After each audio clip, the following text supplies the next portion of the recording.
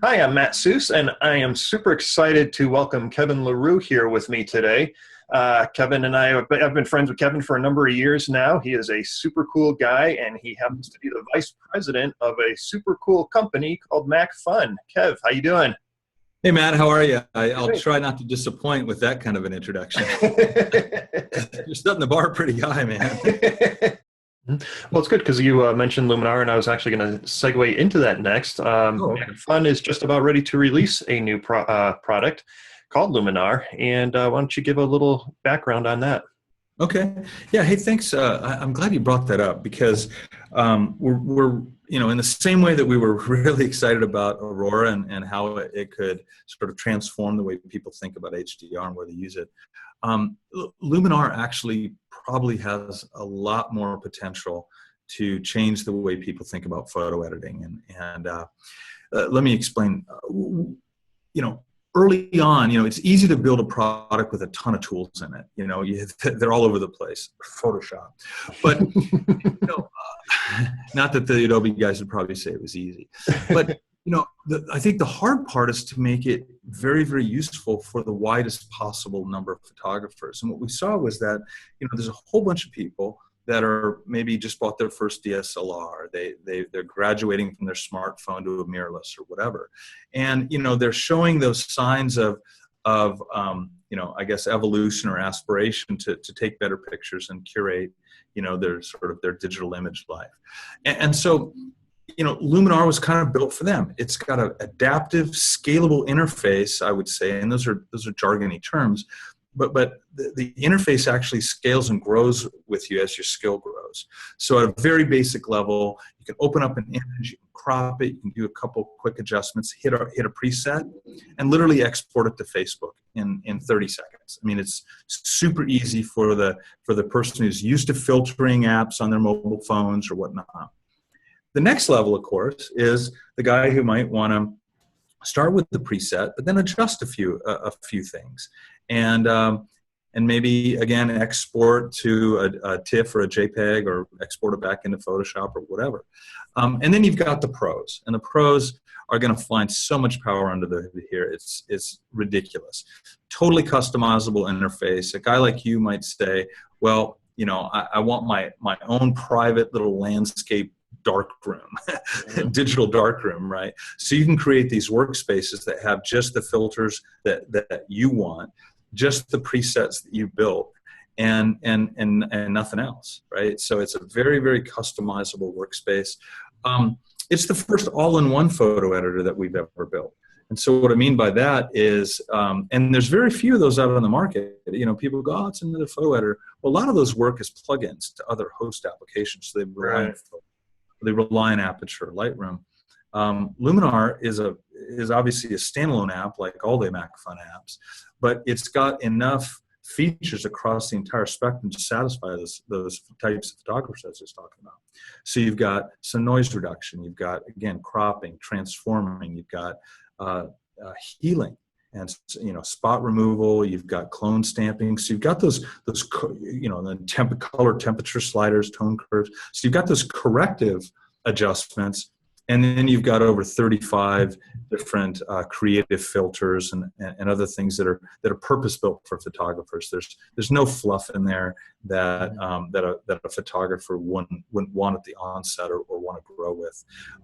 One of the things that that I think we don't talk about enough. We've only announced it a week ago, but one of the things that really excites me is that the user interface is not only customizable to the photographer, but it's scalable for Macphun. So it's almost like a platform or a structure, a logical structure for adding new functionality to it whenever we want. So imagine a workspace, and I can't wait to talk to your folks and have you create some tutorials and stuff on this, because imagine a workspace that, as I said, was Matt's landscape workspace. But imagine being able to have that, and then let's say we get a bunch of feedback about portrait retouching, or infrared photography, or just name the genre, right? Mm-hmm. And we go, well, we've got a solution for that. we can build a custom workspace that has only the filters in it for a portrait guy, right? And let's say there's not a filter in the existing set of 35 or 40. All we got to do is build that a couple of filters that are perfect for the portrait guys. We add them to the workspace. We've got this nice little bundle that we can toss over the wall, and it fits very logically into Luminar, right? Mm-hmm. It's already got that logical structure in it. And I was talking with a couple of photographers this morning who specialize in infrared photography, and they're like, hey, can I swap color channels and that kind of stuff? And my first instinct was, we can build that. And then my second instinct was, well, wait, can't you do some fancy stuff with the tone curve and the colors and that kind of stuff, and maybe get to it that way? And they're like, well, yeah, that's what we're talking about. I'm like, oh, we got that today. All we got to do is build an IR workspace for you.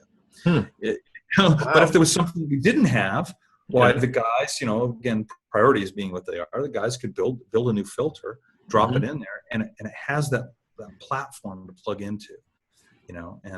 So I'm really excited and bullish about the future of Luminar, and I think a lot of people will come.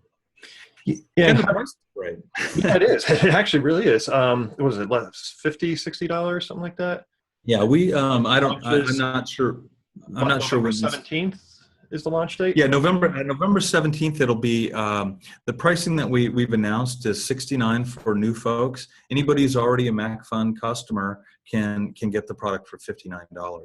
So again, as Depeche Mode's album "Music for the Masses," this is photo editing for the masses. We're trying to make it affordable for everyone. Now, how do you see this working in conjunction with Aurora? Okay, great. Good question. So the product will obviously have, like all the Macphun products, the ability to pass an image over to another Macphun product. So, for example, if you have a single image that you're editing in Luminar, and you just want a little bit more out of it along the lines of Aurora, there's a simple button in there that's open in Aurora. So you click the button and it sub-launches Aurora HDR with your image right in the software, and then you can kind of do that. I think a more clever workflow is probably doing an HDR merge in Aurora, getting that all massaged out, and then maybe you want to apply a couple of filters to it in Luminar that aren't available in Aurora. Then Aurora will have the ability to pass things over to Luminar. Yeah, and also with with the eraser tool and things like that are in Luminar that aren't available to you in Aurora. Correct.